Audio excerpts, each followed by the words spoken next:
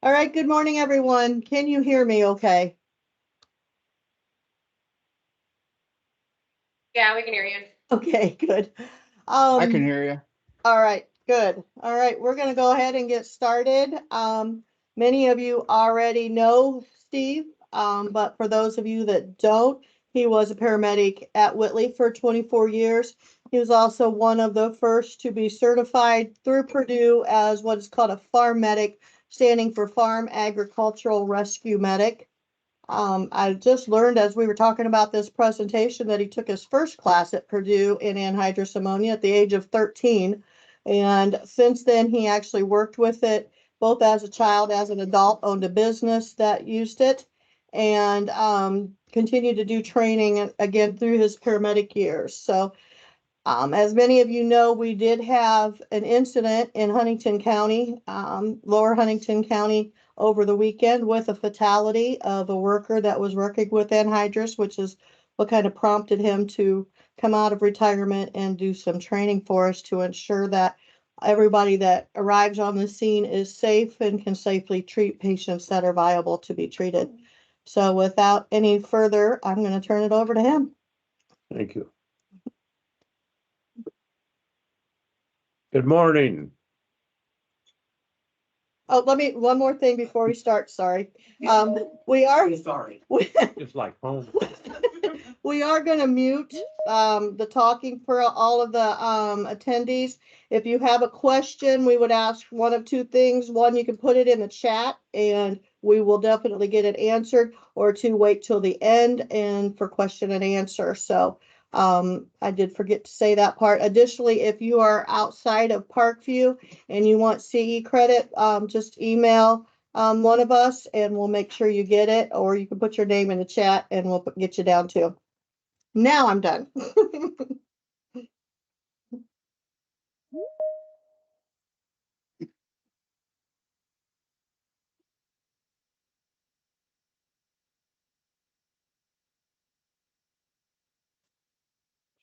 Did you scare Steve? Because we can't hear him now.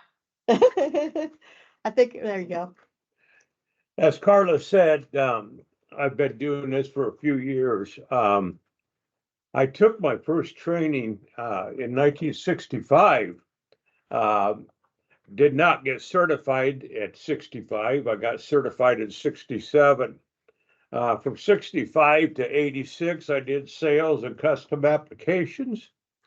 I did chemicals back in 65 and 67 when we started chemicals. There was only about 10 chemicals used on the farm.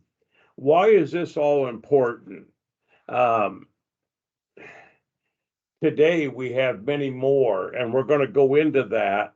But my background of 59 years, I've seen a lot of things. And every run can become a hazardous material. And are we going to be doing rescue or recovery? Now, as the one that Huntington had the other day, that was going to be recovery. It was not going to be a rescue. And we're going to go into more into that in the end. But the number one thing that we're here for is to protect yourself. Nothing can be done if you're not protecting yourself.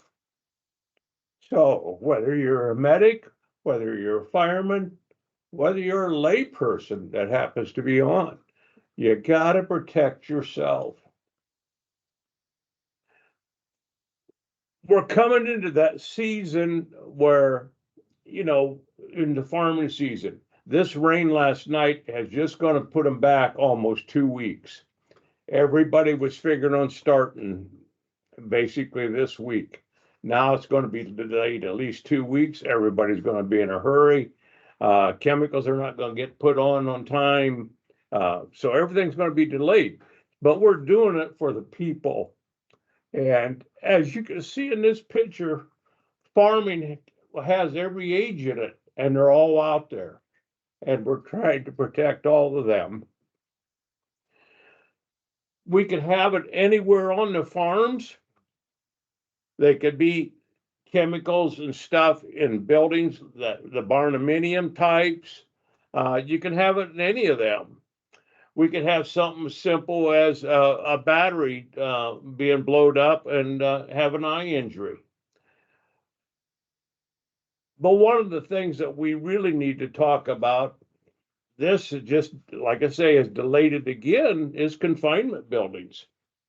The confinement buildings is where the pigs, ducks, chickens, everything are up above, manure pits down below. They're going to be cleaning these out. And when they clean these out, all they do is stir up the gases. Now that gas will usually stay down below the pits. You usually, as long as they have the ventilation fans and everything working, the animal that's up above and the people that's up above, it stinks, but there's no problem. But the gases are down below. And we're going to have ammonia down there. We've all smelled ammonia. You smelled the household ammonia. It's lighter in the air. It's colorless. It's got a suffocating smell to it, and it's flammable. But as long as the ventilation is going, we're good. Carbon dioxide. It's odorless. It's going to cause labored breathing, drowsiness, headaches. It'll cause death by suffocation. It's heavier than air, and it's non-flammable. But we really don't worry about that one in the manure pits. The methane, lighter than air, explosive, but it's still nothing to really worry about. The one we do worry about is the hydrogen sulfide, the H2S. It's a rotten egg smell. It's colorless. It deadens the olfactory nerves after the first breath. But you usually only breathe once or twice and the person's dead. That person that goes down in that pit, and this is what we need to, as a first responders, as a person that goes down in that pit, usually what happens, that person's passed out down there. Well, somebody's going to go help them. And, you know, they call the fire department, they call the medics, but somebody else goes down, you're going to find 2, 3, 7. We've had as many as 7 people die in a confinement pit before first responders arrive on the scene. It happens, and it happens all fast. And a lot of these, like I say, are people that, you know, dad went down, then grandpa comes and helps, then the son comes and helps, and the whole family is gone. It's, you know, when back in 87 and stuff in the farm medic classes, one of the things that we did for years for Purdue was we had to fill out the reports and everything for the state. And this is one of the number one things that we had. We've had 3 in Whitley County at one time. We've had 7 in a northern county. So it will happen. If you come upon the scene and you have somebody that's down in the pit that's already passed out, you make sure that the next person down in that scene is a fireman with SCBAs on, ready that knows how to work confined space. We had it just no longer than 3 years ago here in town when we lost the construction workers. Same thing. Hydrogen sulfide got them in the bottom. Chemicals and fertilizer.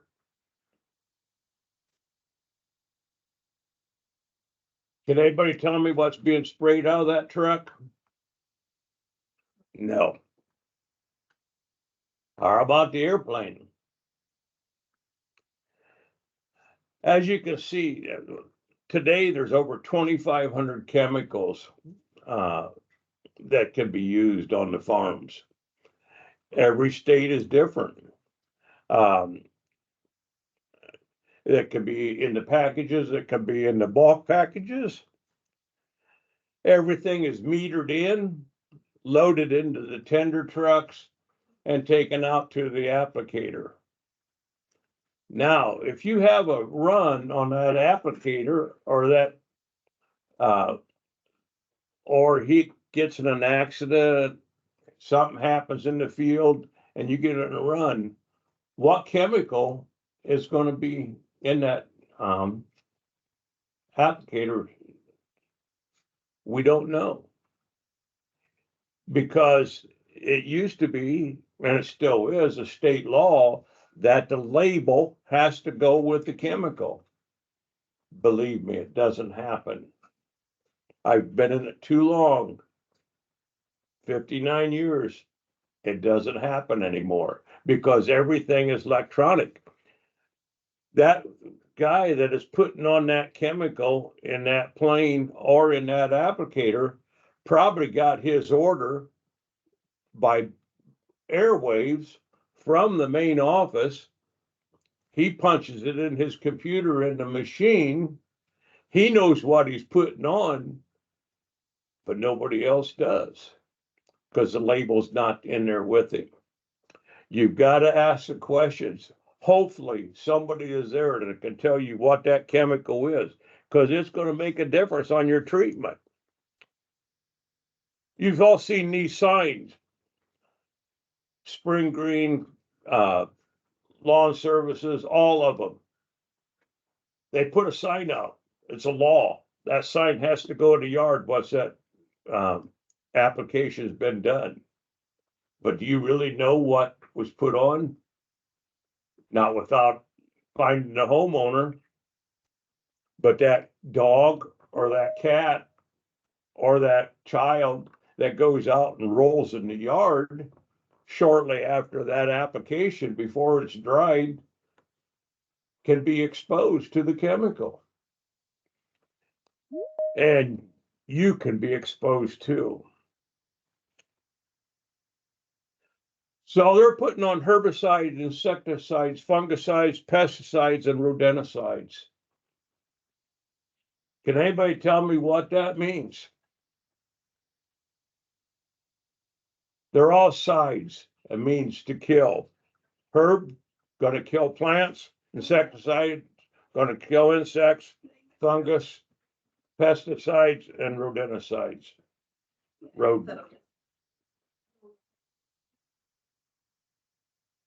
The number one thing though on this is every chemical, whether it's on your drink, which is a chemical, to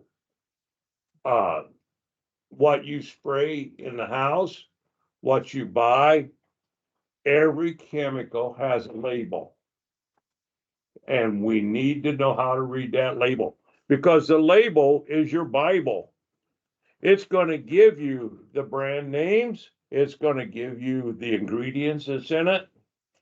It's going to give you how you treat that patient.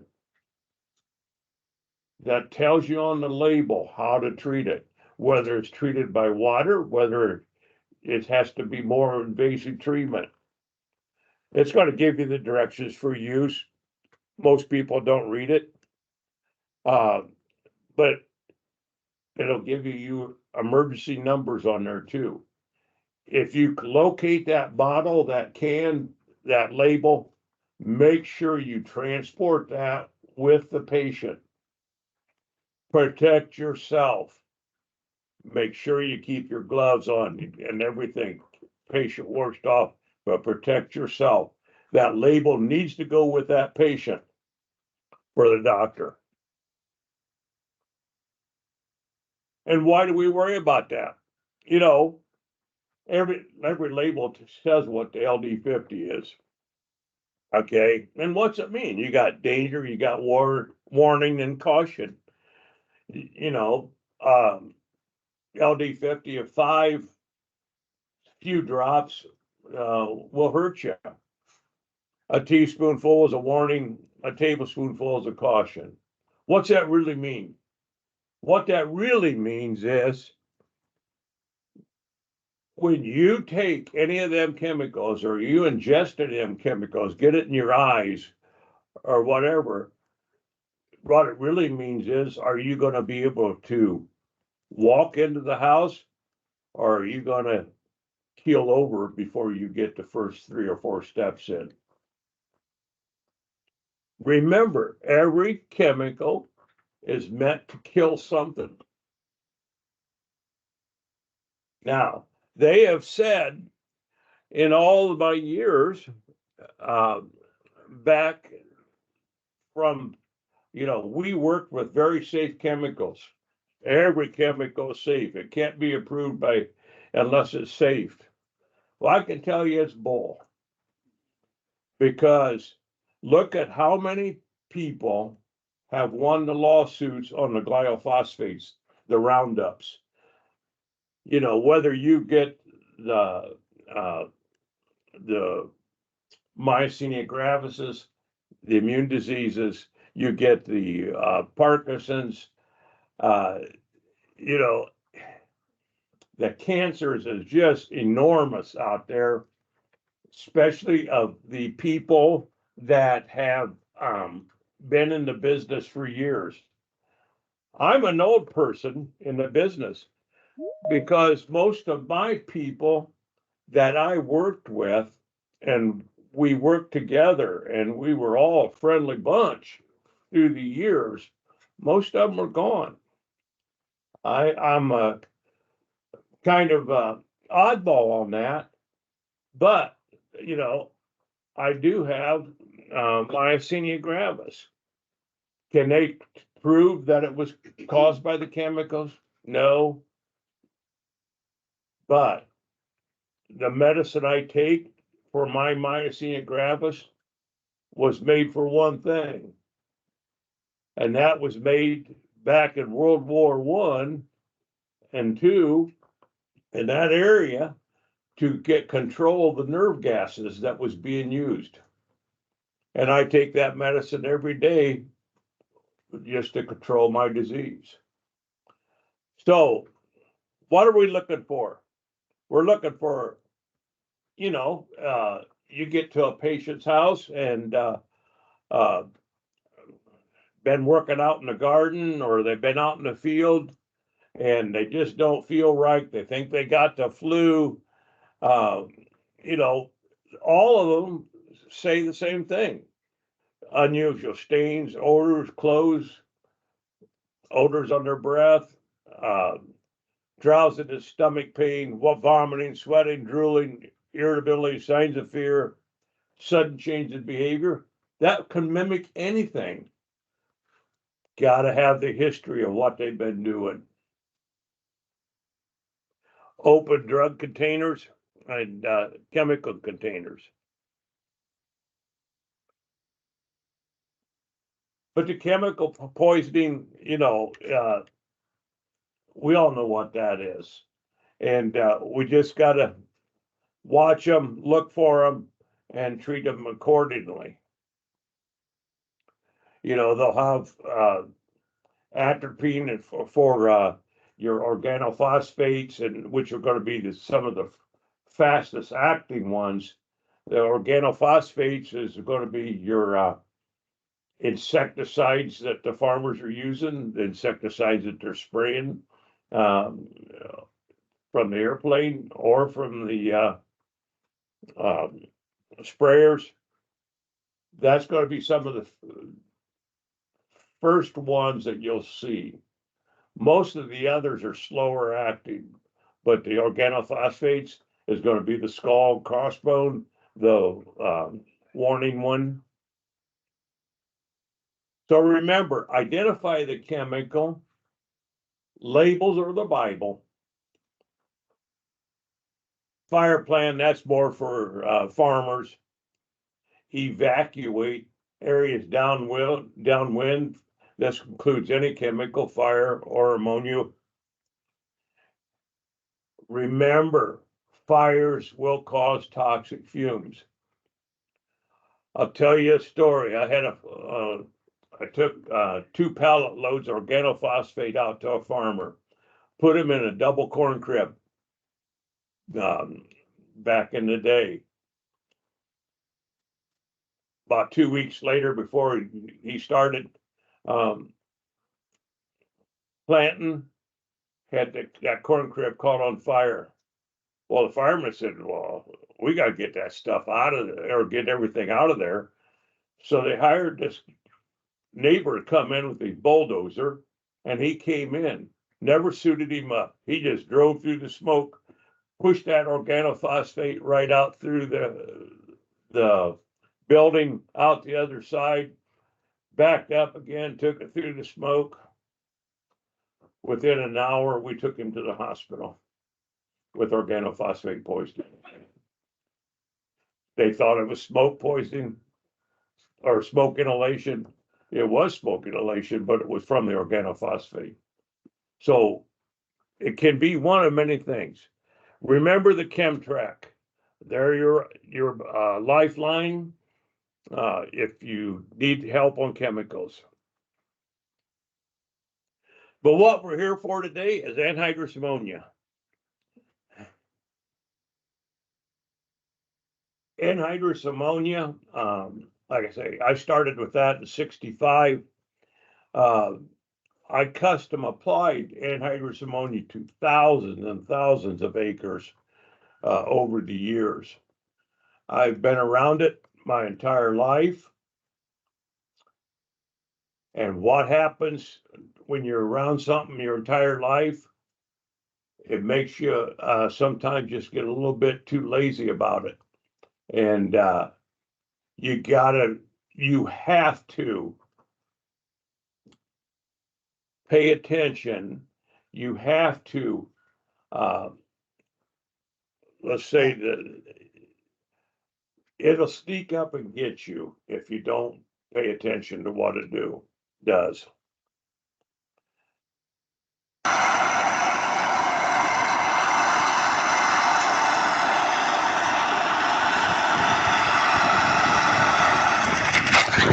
Woo! Damn!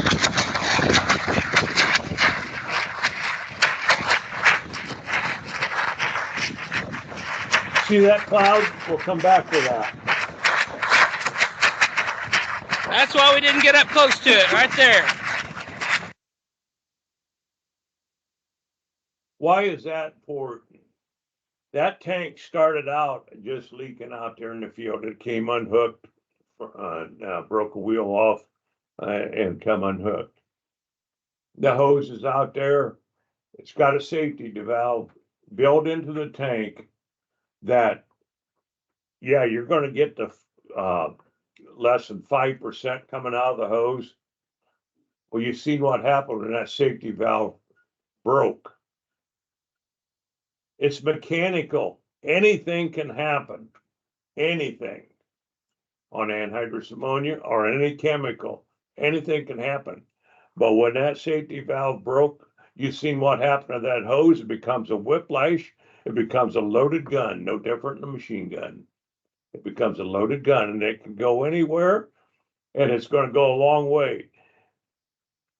They were standing too close to begin with. With anhydrous ammonia, your best friend is binoculars. Binoculars. And stand back. Get a feel for what's going on. No rushing into ammonia. No rushing.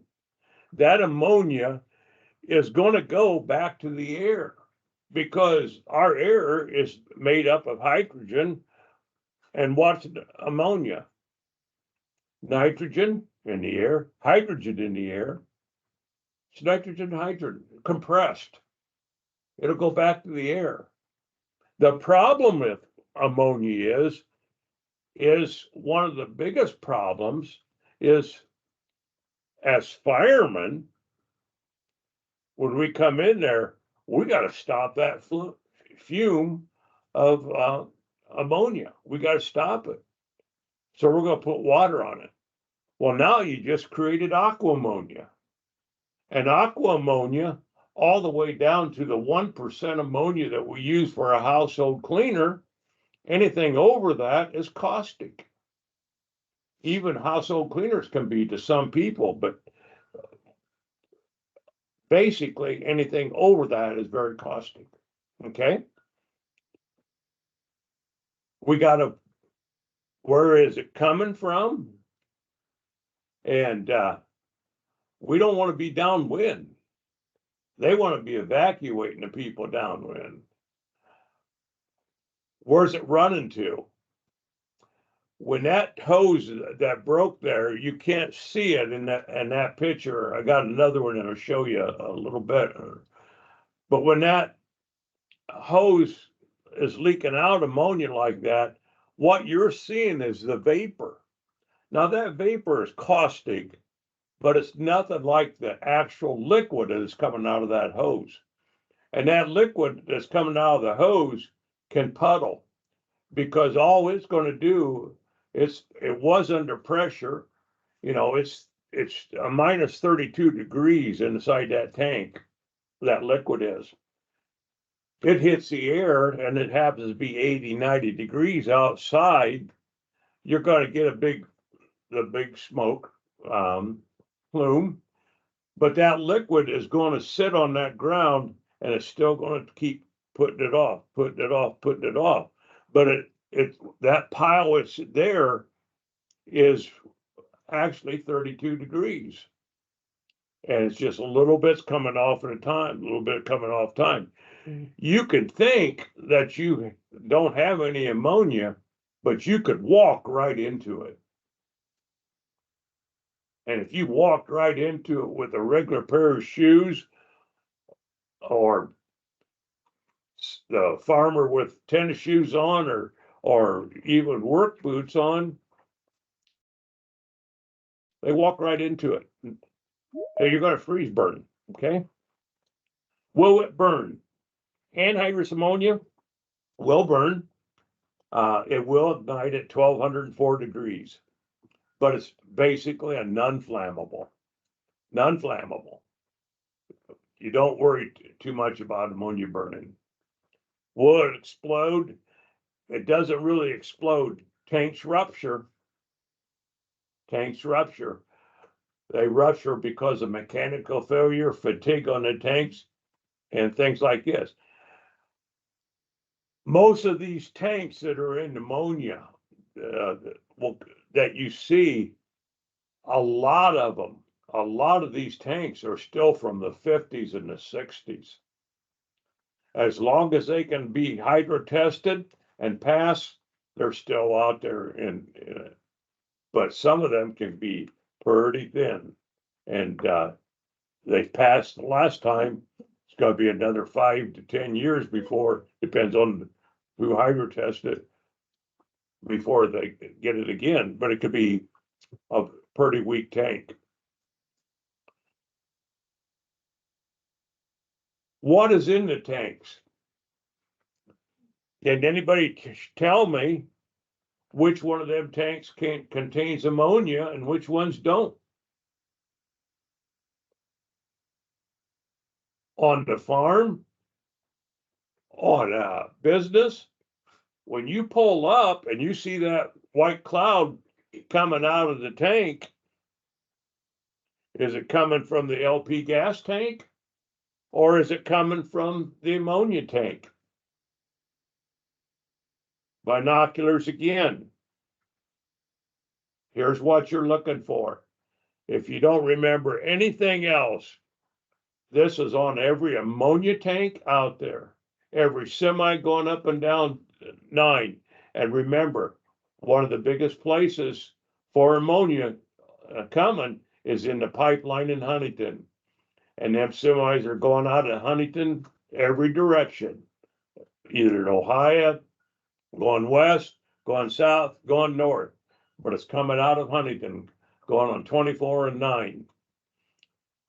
1005, 1005, non-flammable gas. Remember that number. That is one thing. If it's an LP truck, it will be 1075. But a 1005 is what you're looking for. You know you're dealing with the ammonia. Typical farm or fertilizer plant. got the little tanks, 1,000 gallon to 2,000 gallon tanks running around. Some of them are doubles, some of them are singles. You got a couple of 15,000 gallon storage tanks there. Why is this important? Our meth people, we don't have as much of it as we used to have, but we still have it. Columbia City just got raided another meth lab a couple days ago. The tank at the bottom, the LP tank that everybody uses for their grill, if you see one of these along the road, you come to a person's house and that valve is green, you see this trash right there was actually picked up off of a road just north of me. If you see the tanks like that with the river hose coming out of there, they're trying to steal ammonia. Now the new meth labs don't use the ammonia like they used to, but them people were lucky because them people weren't getting burnt near as bad as the people that knew how to use it. And but if you see any of them, call the authorities. Let the fire department get rid of that. Don't touch it. Okay. So we'll go in. It's a non-flammable liquid gas. Vapor is lighter than air. It means without water. Without water. Anhydrous, without water. 85 or 82% nitrogen, 17% hydrogen. Under pressure, stored as a liquid. Weighs about 5 pounds a gallon. That, you know. But the bottom line, it'll take 1,300 gallons of gas or water, 1 gallon of ammonia. So you have 1,000 gallon tank that's filled 82%. Tanks cannot be filled over 85%. So, but so that's 850 gallon of ammonia in there, and you think you're going to take care of that as a fireman with water? Do the math. 850 gallon times 1,000, 800 to 1,000 gallon of water takes a lot of water. While you're doing that, all you're doing is creating the aqua ammonia, creates the runoff that's going down the ditches. It's going to kill all the fish and anybody else is in the way. Let it go to the air. If there's no more exposure to people, let it go to the air. Protect yourself first. Protect the environment. If that person is already in that plume of smoke, vapor, that person is not alive anyways. It's not alive. It's going to be recovery. You're not going to do anything for it. Don't harm yourself trying to take care of a patient that's not going to be a patient. It's just a recovery. That ammonia is going to freeze you as soon as it drops. You know, I guess, you know, we wore gloves. You know, everybody that's doing pneumonia is supposed to wear neoprene gloves, cuffs rolled up. You have to have the cuff rolled up because almost all of your job that you're doing, you're going to be overhead or in right at eye level. So the gloves and goggles, that's what you protect with. The problem is you could be up here and a cuff gets bumped down and that ammonia gets on that glove and you can see the spots that will develop from burns over the years. Them aren't bad.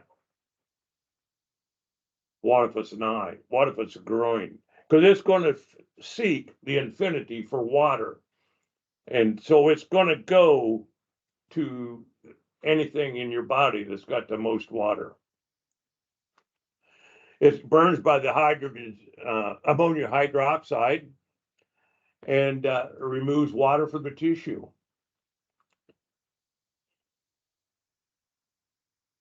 It's very corrosive. You've seen the valve on the LP tank. That's why the zinc and the brass and the coppers turn that green funny color. And it doesn't mix well with bleaches, mercury or silver. In other words, we don't worry too much about that.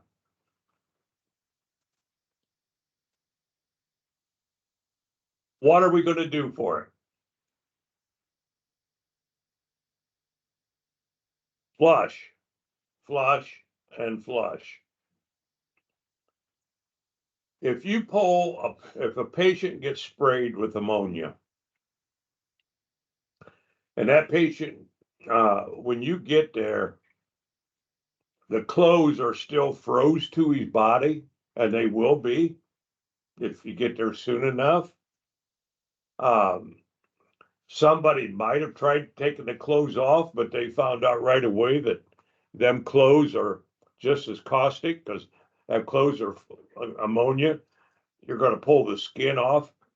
You have to flush him, get and thaw him or her before you can pull the clothes off. And the same time you're doing that, that ammonia is just overcoming. Your tendency is you're going to throw him in the back of a truck or try putting him in a helicopter. That isn't going to work.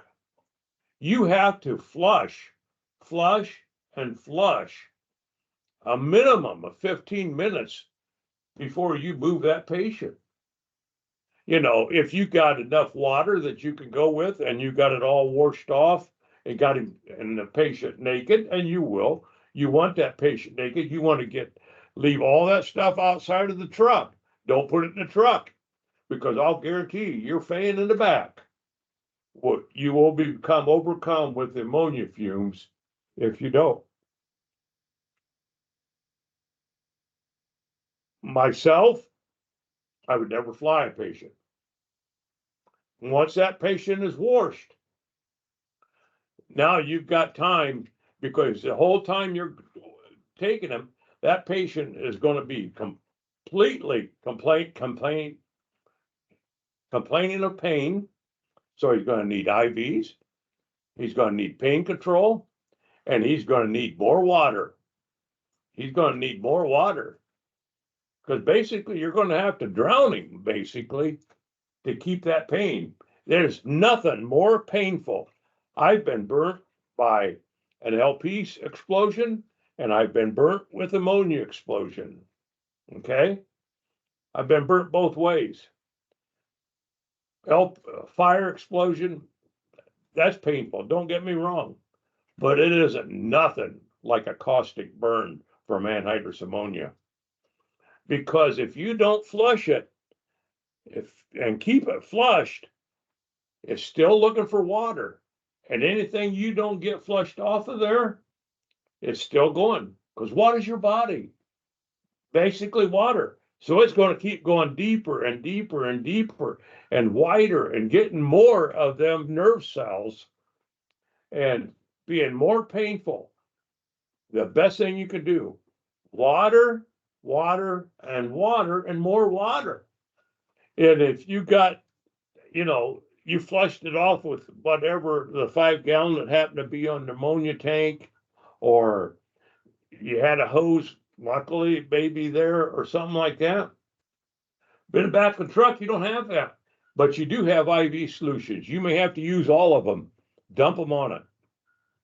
And I mean, especially the eyes. And we'll show you that a little bit. But the eyes, if he gets sprayed in the face,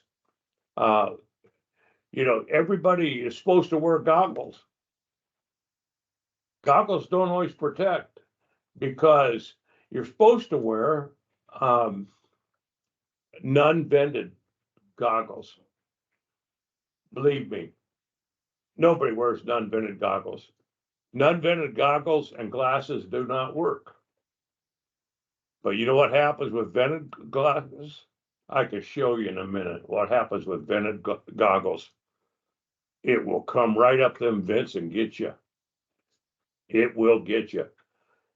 Them eyelids could be froze shut. Got to get water on it. You got to get them thawed out. And as soon as they're thawed out, get that eyelid open with your gloved hand. And at this point, you can use your gloves like you use for any other patient once it's all. Get that eyelid open and get that flushed out and keep flushing it out, keep flushing it out. It's the only thing that's going to save the sight of that patient. They talk about ingesting water or milk. Believe me, you're not going to worry about that, because if that person ingested it, you're going to have more to worry about. You're going to have, if they've got enough ammonia in their mouth to ingest it, you're going to have pulmonary edema. You're going to have esophagus is going to be frozen or bleeding. You're probably going to end up, that is where it's going to be a true emergency. He's got to get, because he's going to need a trach before it swells completely up. Because as it burns, everything's going to swell. It's going to swell up. Like I say, water on the eyes, minimum 20 minutes. On the skin, remove the frozen clothing, thaw, and do not cover the patient till they're flushed. You know, might have to hold sheets up around the person and stuff like that to keep all the gawkers away, but don't cover them, because all you're going to do, it will off gas for a long time. Watch for the delayed symptoms. The pulmonary edema is the biggest one, because if you get and breathe any of that in, immediately your body is going to try stopping it, but it's going to come at you so fast that before you react, you're going to get some. And it don't take much. Remember what I said, only takes 1,000 drops to 1 drop. So 1 drop of ammonia in the mouth, less than an ounce. Now we need 1,000 ounces to neutralize it. Well, it's going to look for it, and it's going to find it in the lungs, and it's going to cause pulmonary edema and other things in there. Pain medicine, steroids for the doctors when they get there. You don't breathe it, because it will cause pulmonary edema immediately if it gets in the lungs and gets in there. The thing about it is it's always looking for water. That's ammonia that I sprayed out into a pie dish. We said it's cold, it's liquid under pressure, it's trying to auto refrigerate right now. How cold is it?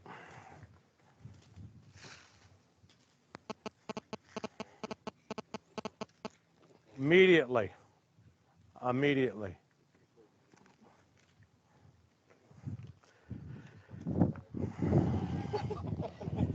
Do I?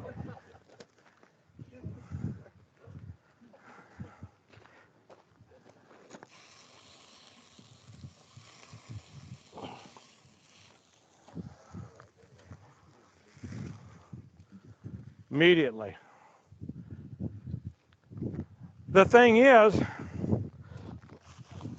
it will do that to your skin.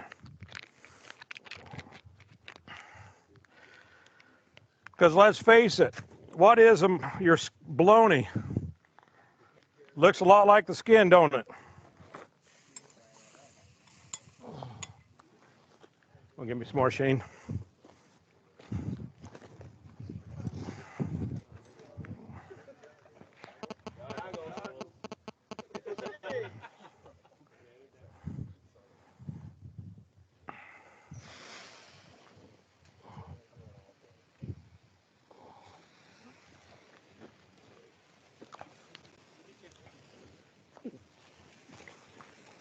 That's Okay. out of a half-inch hose. Can you imagine what an inch hose is, or a 3-inch hose like this on the Pardon? trucks, or down at Huntington at the terminal? That's why you like the wind blowing a lot.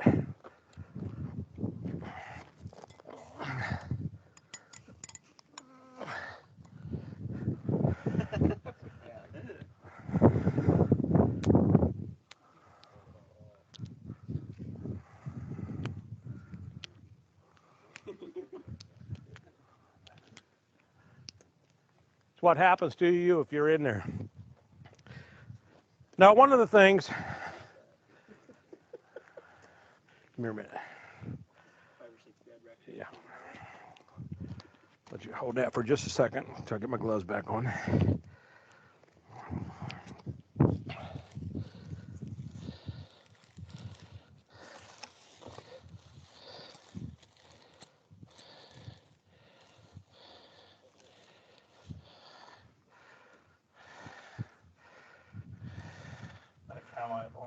Yeah. All right, thanks, bud. This is an eye. What is an eye? 99% water. Sorry, still trying to get my breath. 99% water. Anhydrous, looking for water. How much does it take to blind you? That's it, 1 drop. Without water, it would stay white. With water, that's in your pocket on that wagon, you possibility to keep your sight. Without that water, When I teach farmers, one of the things that we always furnish was the water bottles for a gonna be farmer to cloudy for a carry, long time, because you'll, or maybe never see without again. without that water bottle, you'll never find that water that's Now on the the problem tank. is you get sprayed with it and you're running around out here. Where's my water? Where's my water?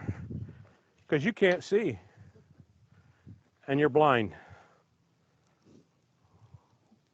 Water, water, water. Minimum of 15 minutes. If it's my eyes, you better do it for a half hour.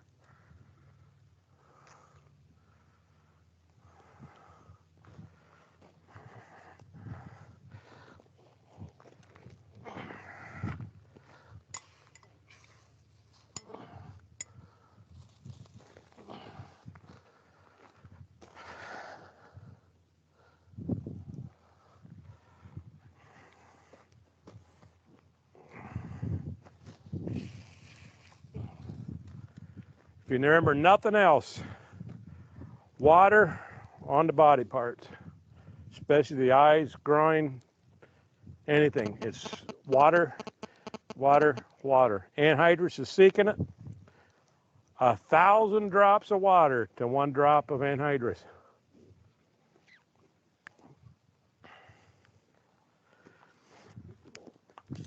We talked about water takes it out of everything.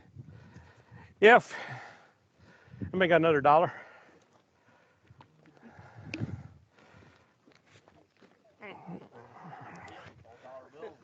$2 for the show. How many times have you had your money washed and dried? Has it ever changed sizes? No. Government makes our money that it does not change size, that the water stays constant in money. Anhydrous is the only thing I know that can remove the water out of that paper.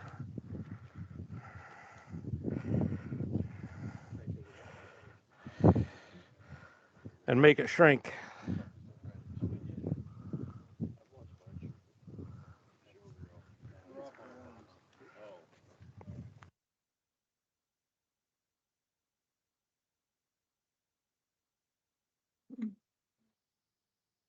One drop into an eye. This is an actual patient. One drop into an eye. Didn't get water on it. Okay. It can happen. It can happen so fast. You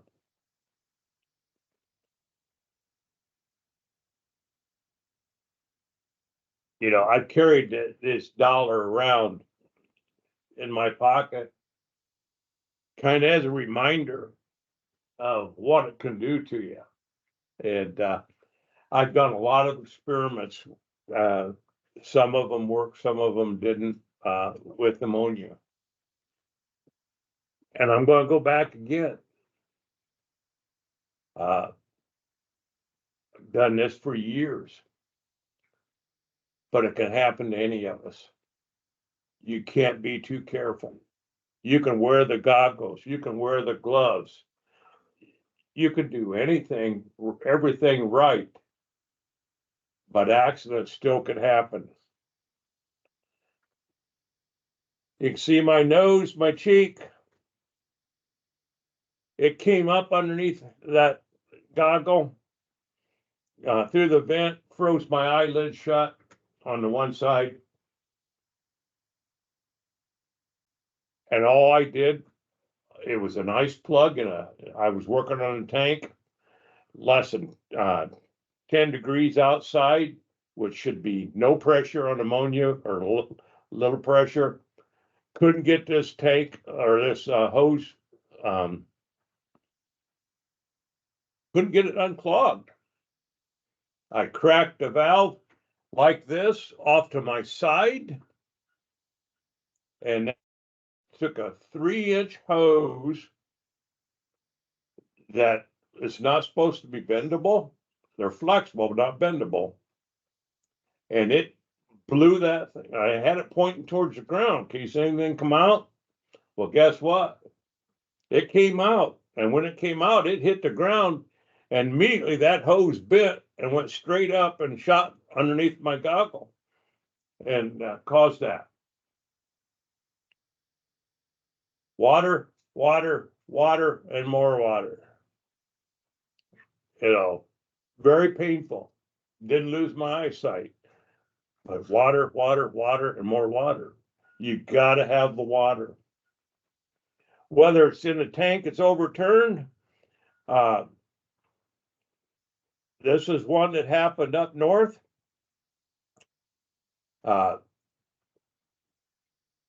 The guy was able to get a hold away from it, but it was actually coming out of the pop-off valve till the pop-off valve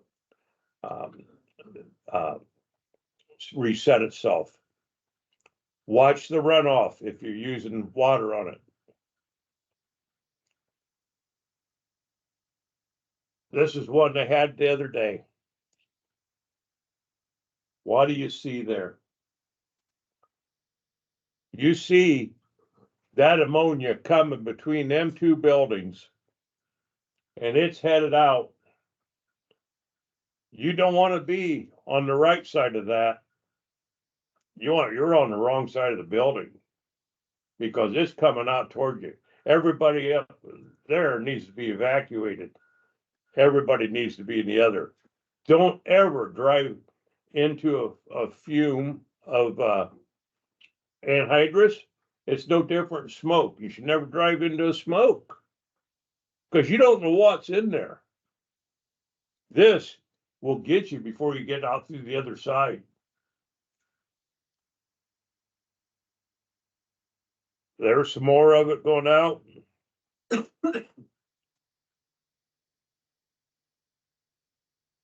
Firefighters, full protective clothing.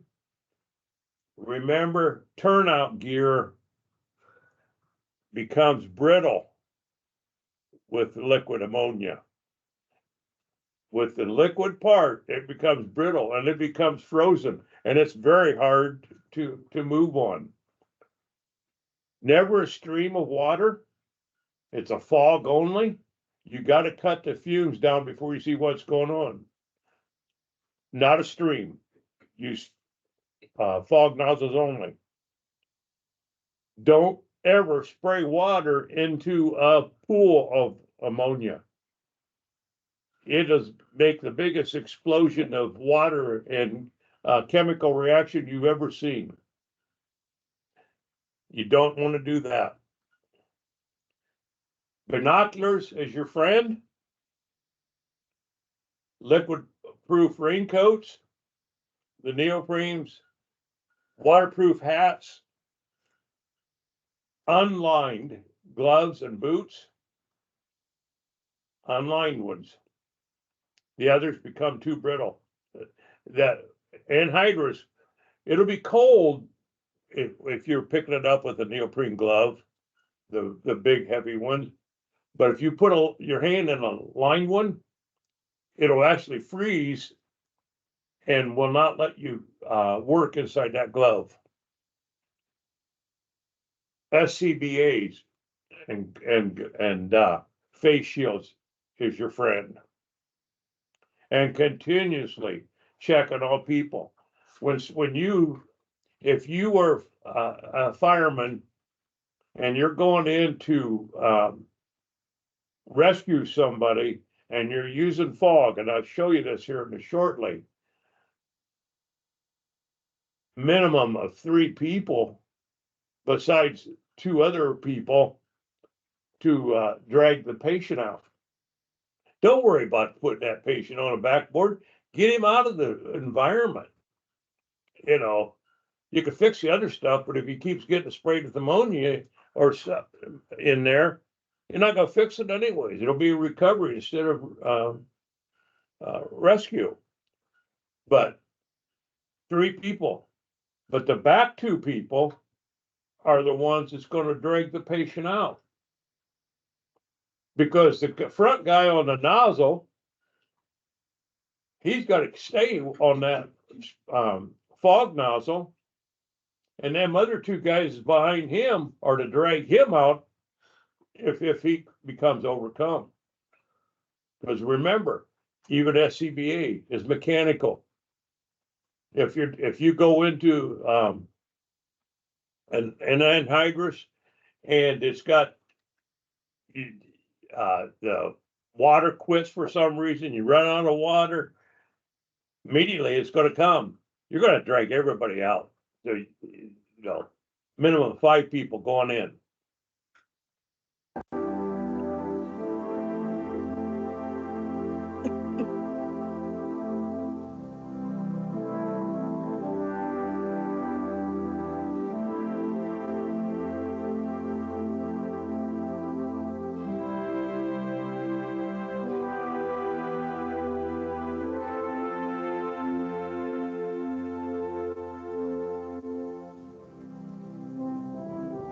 Evidence 1222 information.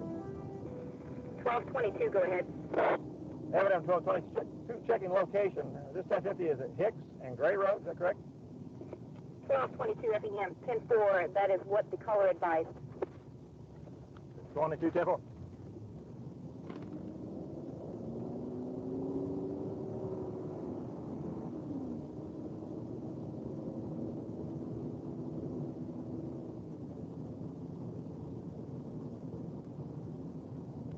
Evidence 1222. 1222, go ahead.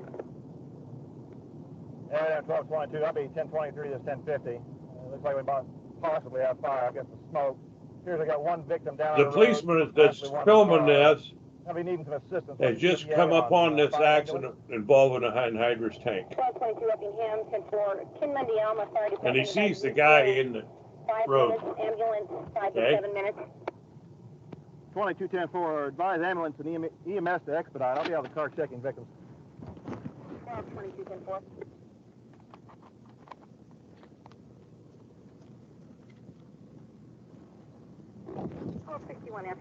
What's number one thing he did wrong? He's too close. Now he just walked right into it. Buddy, hey, buddy. Look out.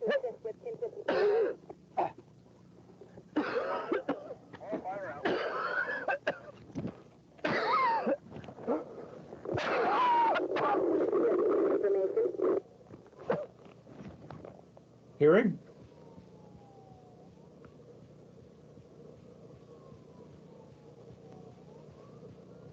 He's done.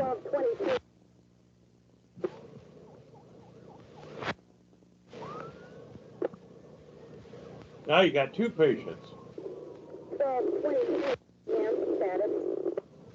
And ammonia still coming up towards him.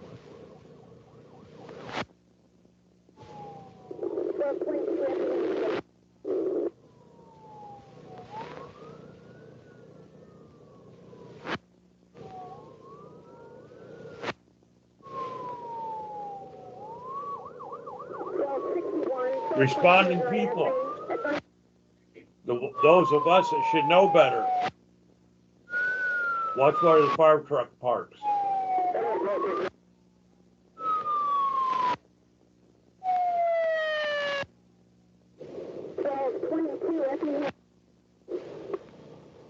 Too close.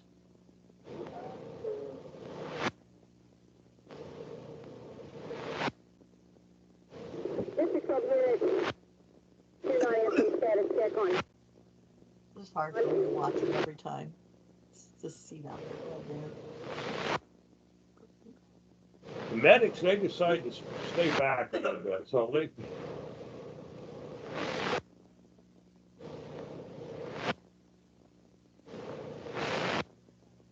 they are suiting up. They're doing that right.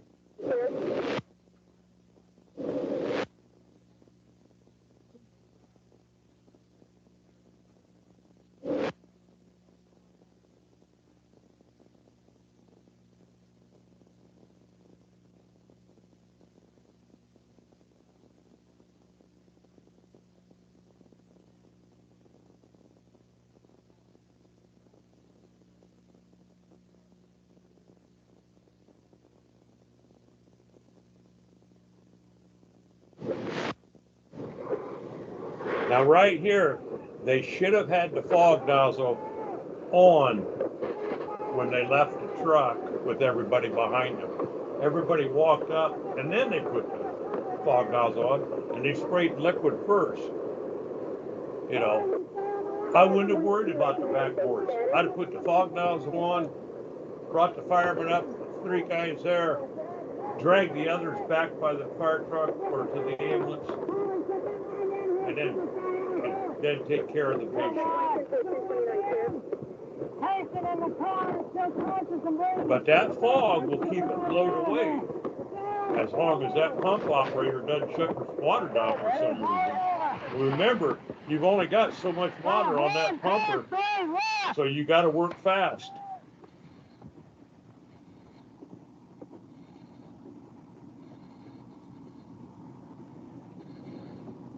And it goes on, they treat it, and then they find another patient over here. But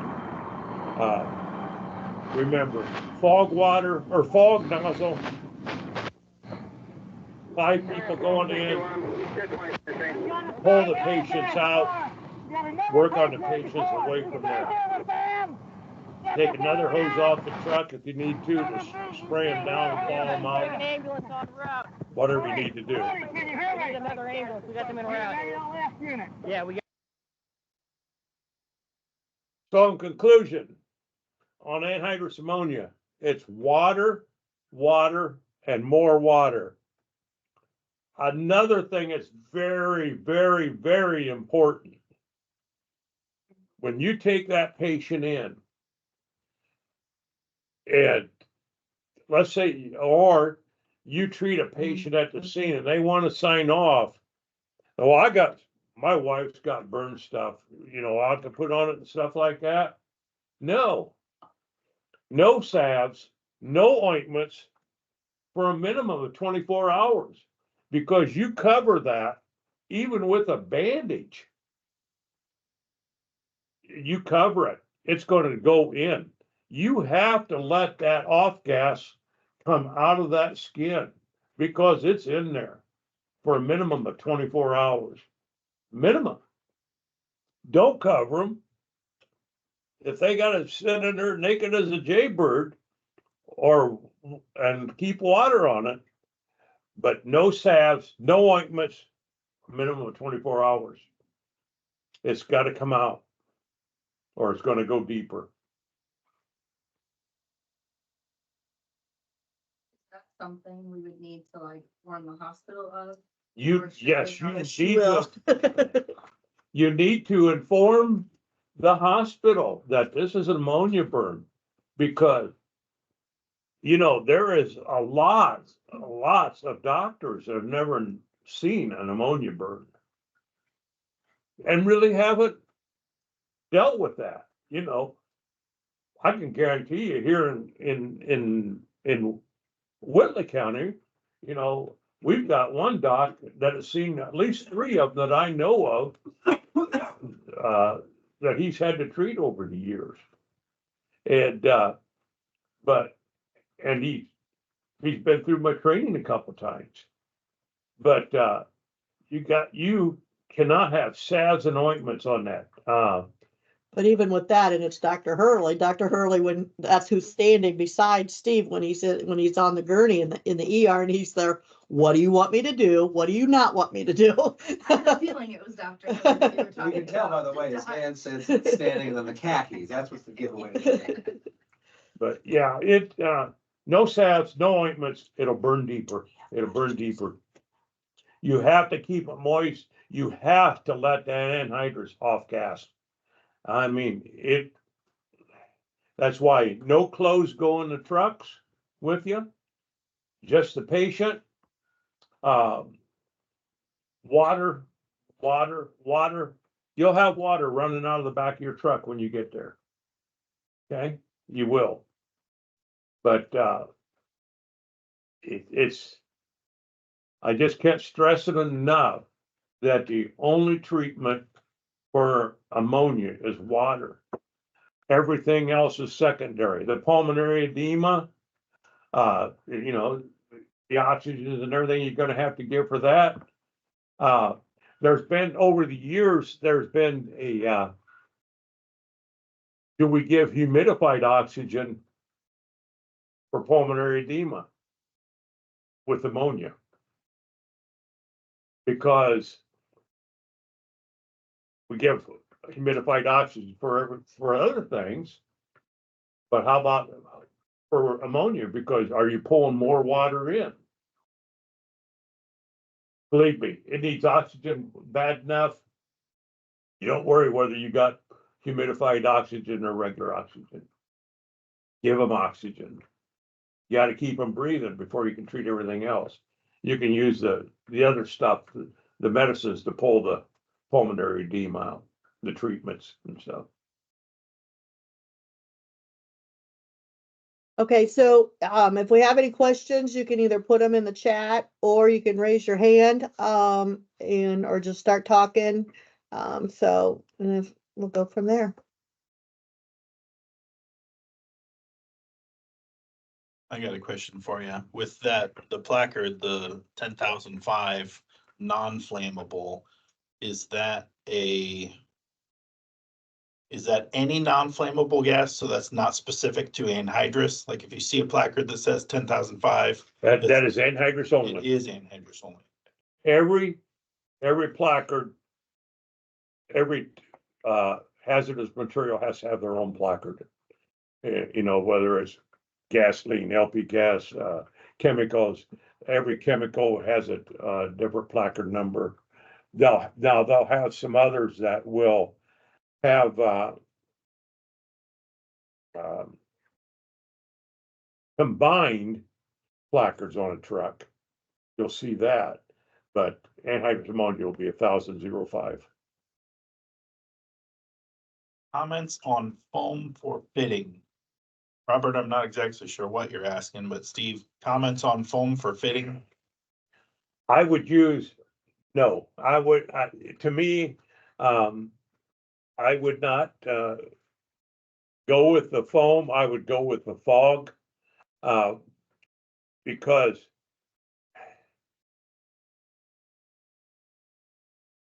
I would just go with the water. Foam, on a fire is one thing, but foam is more to starve the oxygen out. Water, we're trying to neutralize it. Yeah. And you want it to off gas too, so Correct. you don't want to smother it.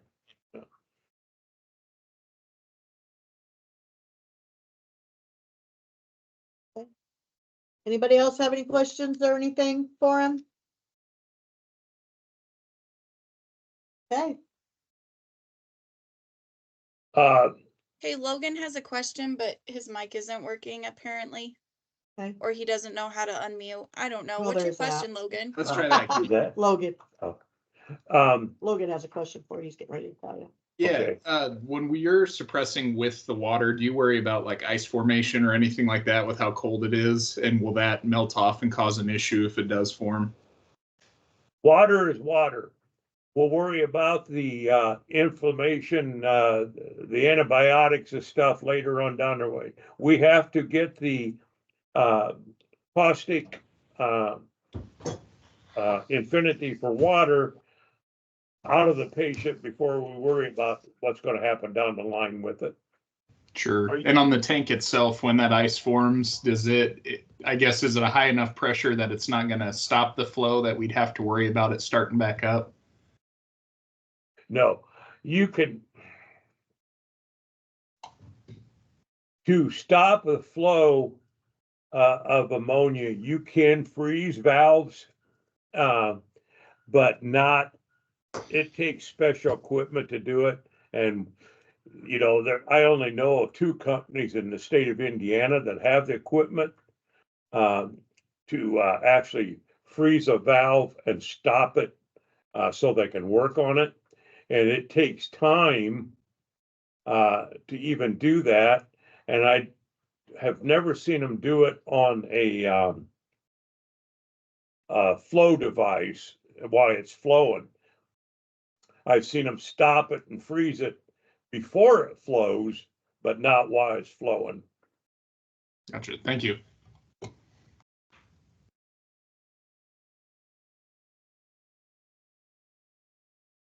Okay. If you need any more information, I do have handouts for ammonia, chemicals, and manure storage pits, confinement buildings that I've used over the years. The ammonia one was emailed out yesterday to all of my team and the leaders in the other departments to send out. Okay. I can Yep. get the other ones out too. We sent But it out if to Melba somebody this else wants morning, one, just let Carla or somebody know, and they can get it to you.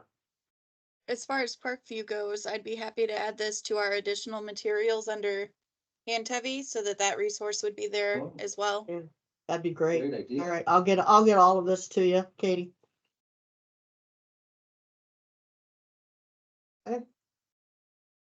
Anything else from anyone? All right. Well, thank you. I run over as usual.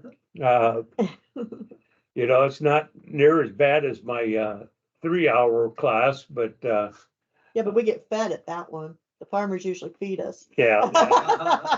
Wow. I heard Nick was feeding us today. All right. Yeah, oh, no. Oh, man, I hate it all. Thank you. I know. Thank you, Steve. Yeah, you can see where that shield was pressed against where. See if Huntington has anything.